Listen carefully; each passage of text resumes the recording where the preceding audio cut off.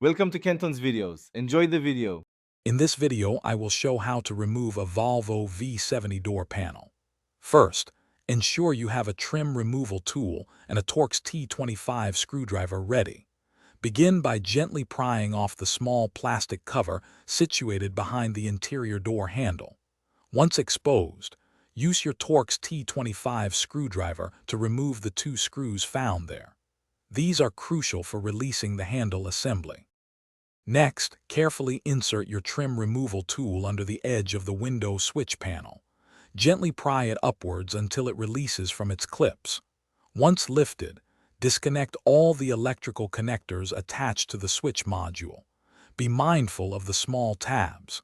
Sometimes, there are additional screws hidden underneath this panel that need to be removed. Hey everyone, quick break. If you're finding this guide useful, please hit that like button and subscribe for more helpful videos. On another note, if you're looking to truly change how you think about money, I highly recommend The Simple Path to Wealth *. It's a fantastic read.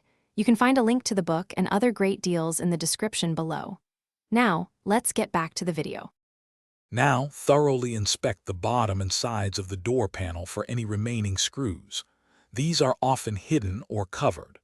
Once all screws are out, begin to gently pry the panel away from the door frame using your trim tool.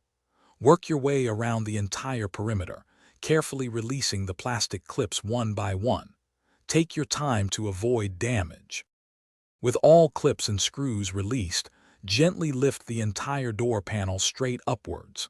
This action disengages it from the window channel at the top. Once free, carefully reach behind the panel to disconnect the door handle cable.